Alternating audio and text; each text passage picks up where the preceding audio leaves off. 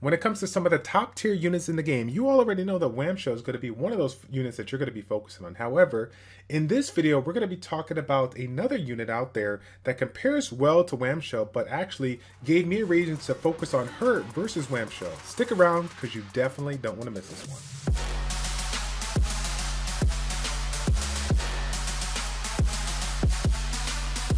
What's going on, everybody?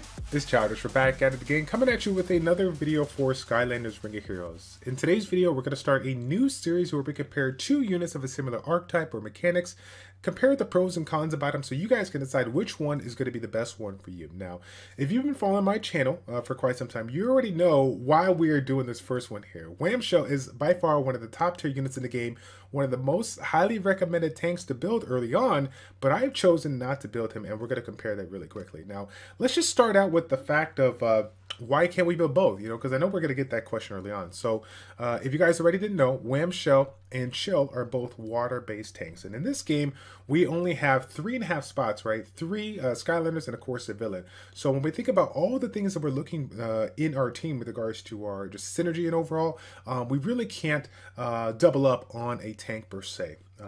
Taking a look at some of the compositions that people have been recommending to clear certain dungeons that may be a little bit of a struggle for you guys. One of the fastest or one of the most recommended teams that people generally rock with is going to be, you know, 2 attackers or 2 attack type units that have the elemental advantage and incorporating some kind of a tank with the neutral element so that you can use that tank in order to focus down those adds and try to keep your damage dealers alive. Okay, so when it comes to the strategy at hand, really the focus should be on just one tank out of all the units that you're going to be building, and without question, Wham Shell is definitely going to be one to consider. So let's go ahead and review him real quick and talk about some of the pros and cons, and we'll take a look at Chill and compare those as well. Okay, so we're going to look at the Awakened form so you guys can see what we're rocking. Okay, first skill, Crustacean combo. We got a 1-turn mana cost to bring up an attack and bring up a defense up for 2 turns. Now, take note that this the website that we're looking at is Chompy app. I highly recommend it if you guys want to check it out. I'll leave a link in the description down below. This skill, even though it says gain defense up for 2 turns, it's actually gain defense up for allies for 2 turns. Okay, the next skill, Poseidon Strike. This is again the awakened version here. This one's going to do damage that scales towards defense, and it provides an attack break for 1 turn. So obviously there's a lot of great things going on here when we think about defense-based units. Having any kind of ability that is defense scaling is obviously very nice because you get a little bit more value out of units that are basically focused on that support role, right? In addition to that, you have that attack break, decreasing the attack bar by 40%. So this is going to be very, very strong for some of those tough boss stages that are just doing a ton of damage to your lineup, all right?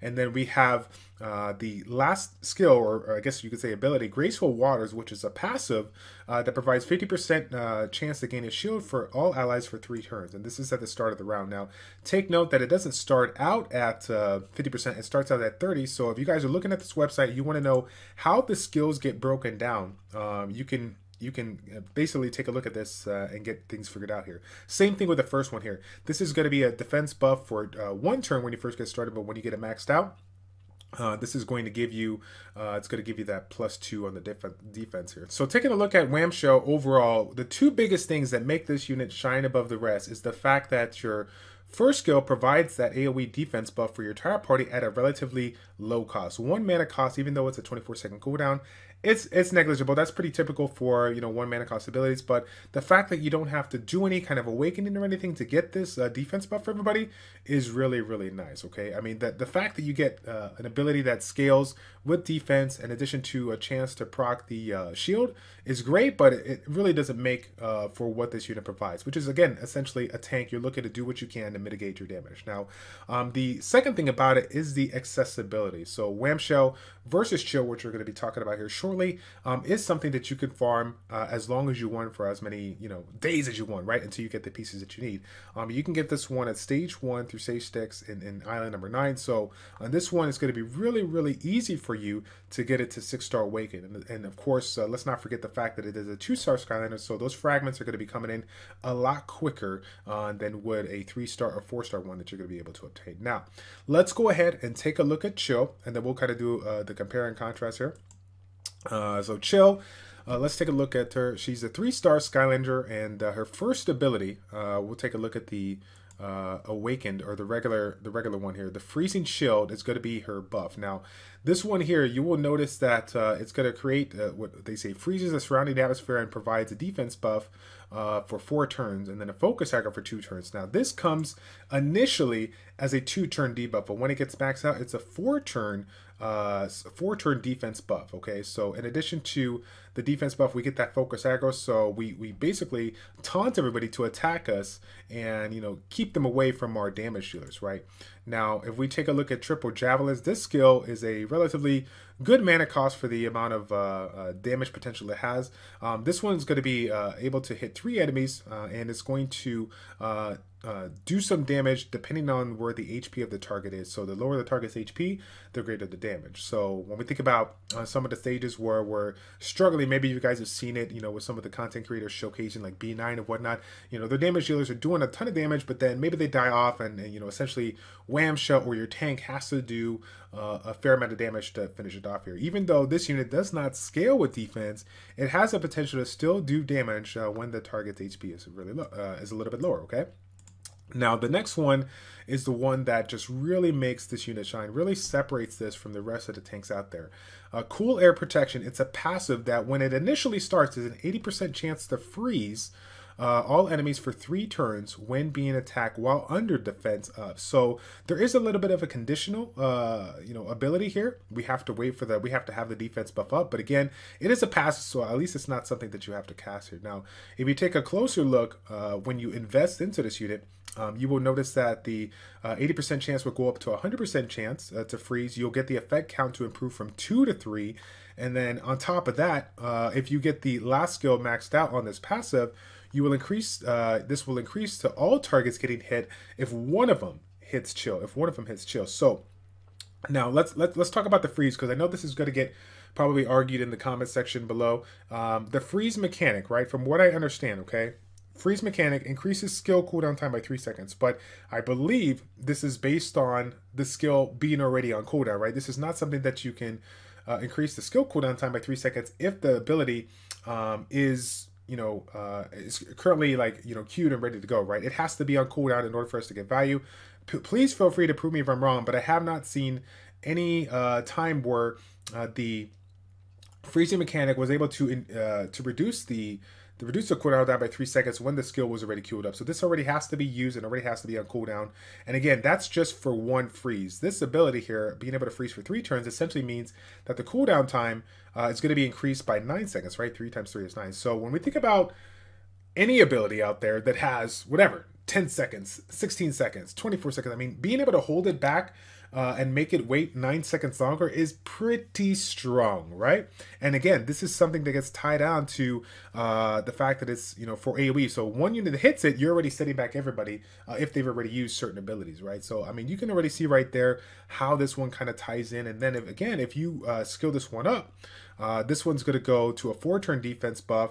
And let's take a look at it. Awaken, this takes it from a 4-turn defense buff from 1 unit to all allies. So, I mean, when we look at the focus aggro in and of itself, I mean, it's already doing what we're intending to do. But when we think about the AoE damage that we're going to be getting from those, you know, tough bosses, having the defense buff up for 4 turns is pretty strong. Now, if you guys haven't taken a look at the mechanics of buffs in this game, you know, it's not based on, it's not like Summoners War where it's based on everyone gets a round of turns and then it goes down. It basically, it's going to stay on there until that opponent gets hit. So if everybody's focused on chill, you know, Chill's going to be taking some damage, but until the boss, you know, basically does an AoE or focuses on somebody else over Chill, then, you know, that defense buff is not going to go down unless there's some other kind of mechanic that reduces it or strips it or whatever the case may be. So 4-turn defense buff for the allies is really, really nice, and that's one of the many reasons why I took a look at it. Now, some of the downsides on this unit, because again, I just hyped it up to no end, right? Some of the downside on this unit is that this is obtained in a boss stage. So the accessibility,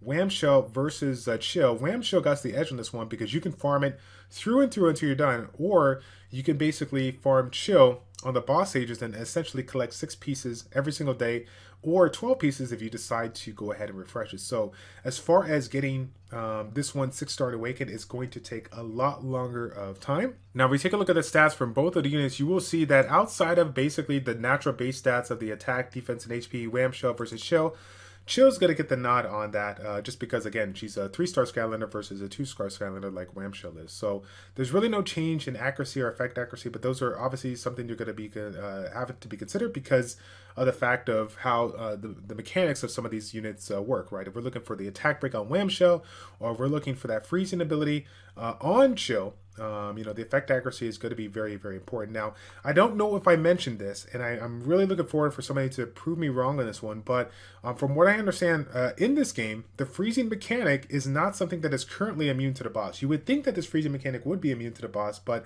I've actually done, you know, numerous runs and have seen the freeze debuff land on the boss without any kind of warning sign that says, hey, this unit is immune to freeze or whatever, or it doesn't say anything in the description of the unit. So, I mean, when we think about, or just talking about just the freeze mechanic early on, I mean, if it's not immune to bosses, you can definitely see how this could be really, really beneficial for regular bosses or Mirage Tower bosses or essentially any unit that you just have difficulty controlling the amount of damage that's going to be coming your way. Now, finishing off this kind of overview here, Whamshell versus Chill. I am always, even though I'm like pro Chill, and you guys know that, I'm always going to recommend Whamshell over Chill because Whamshell is just easier to build, easier to take advantage of right away, and so you just get so much more value out of it without, you know, investing too much into the resources. However, when I'm thinking not short term but long term, I do like Chill because, again, like I said before, we're only looking for one water tank that I'm looking to build early on. I'm not going to be building 2 water tanks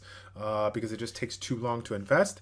And with regards to the mechanics, everything that this one provides, and obviously the synergy that could be brought in by, for say, a unit like Freeze Blade or Guild Run, you can already see a ton of value that could be coming our way if you decide to invest in this unit. So I hope this kind of overall, you know, view, you know, helped you with regards to this video. And if I haven't put a notation already, basically this is going to be a community driven series where I'm going to be asking you guys, the viewers, to take 2 units that can pair really, really well, and let me know in the comment section down below what's the next video you want to see compared so that we can make a decision for you. That's going to be it, guys. I hope you guys enjoyed this video. If you did, do me a favor, give me a thumbs up, share this with your friends, okay? And I will see you guys all in the next one. Take care.